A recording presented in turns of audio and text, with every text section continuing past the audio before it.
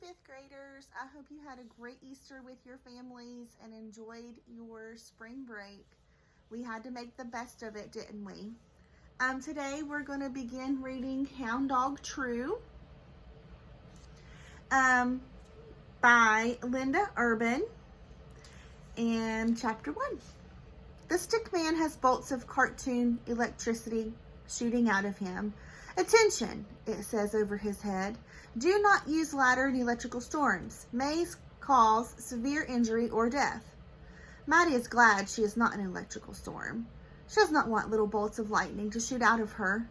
Of course, she's just standing at the bottom of the ladder, holding it 2 hands steady, eyes level with the warning labels passed to its metal sides.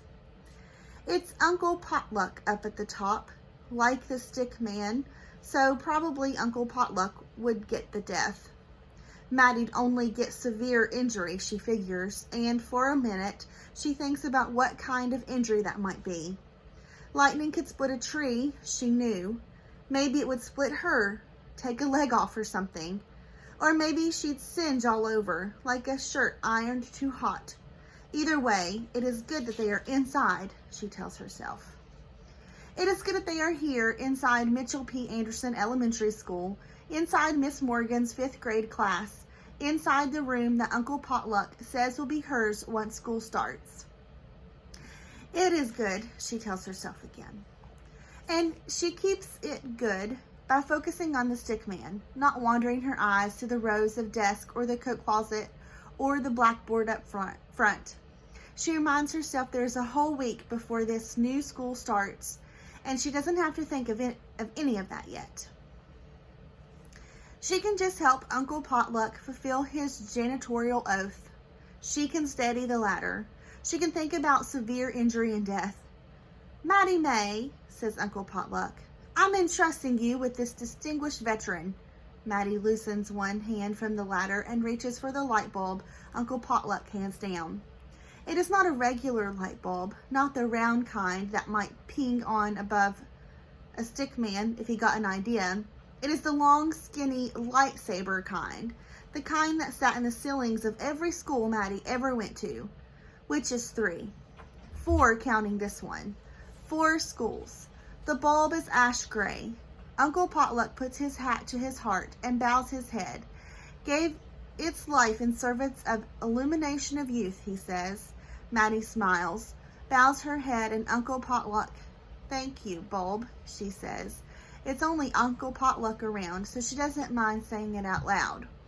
Put that in the box, Maddie. We'll take it back to the authorized personnel and give it a proper burial. Maddie nods and lets go of the ladder. It doesn't wobble. Uncle Potluck doesn't need steadying, really. He's been performing the custodial arts since before Maddie was even born. Up at the front of the room, a skinny box rests against Miss Morgan's desk. Maddie sets the veteran down and slow, careful pulls a fresh bulb from the box. A bulb so white it matches the chalk on the blackboard. This is probably where she'll have to stand. It's always up front that teachers make you stand. Every time Maddie has been to a new school, the teacher makes her stand in front of the blackboard and say her name. Except last time, 4th grade, that was Miss D'Angelo's class. She had a whiteboard instead. Told Maddie to stand in front of the whiteboard, and she wrote Maddie's name, fat and loopy, in a blue marker on the whiteboard. Introduce yourself. I'm Maddie Breen, Maddie had said. And just like every other transfer day, Maddie got tangled in her own head trying to figure out what would be good to say. And what could she say that she would be funny or smart or interesting enough to make people forget that they already had friends and places to sit at lunch and people to be with at recess?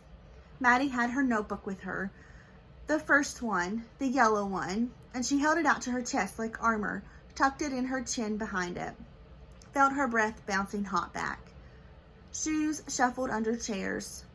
Shy, someone whispered. Stuck up, someone whispered back.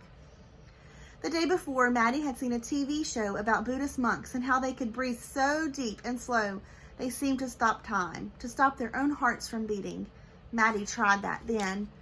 Breathed real slow and deep, trying to stop her face from reddening up. It didn't work. Probably because I'm not a Buddhist, she thought. I'm not a Buddhist, she said. That was enough for Miss D'Angelo to go tell her to sit down.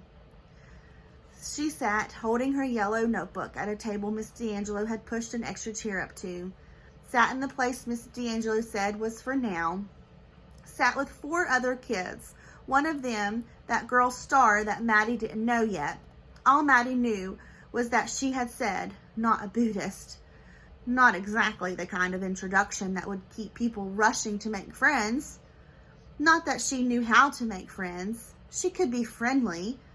After the newness of a place wore off, she had been friendly. By then, it was usually too late for true tell your secrets to your friends. Even the nicest people calling her that shy girl instead of Maddie. Not a Buddhist. Not a Buddhist. Not a Buddhist. Took the half of the morning before she could concentrate on anything else. When she finally did, Maddie caught a glimpse of the whiteboard. There was her name, sitting bold and friendly among the times tables and spelling words. Like she was a lesson. Like Maddie Brenn's had been bold, friendly, was just as true as 5 times 5 is 25, or weird being spelled the way it was. I'm Maddie Brenn, she thought. I'm bold and friendly.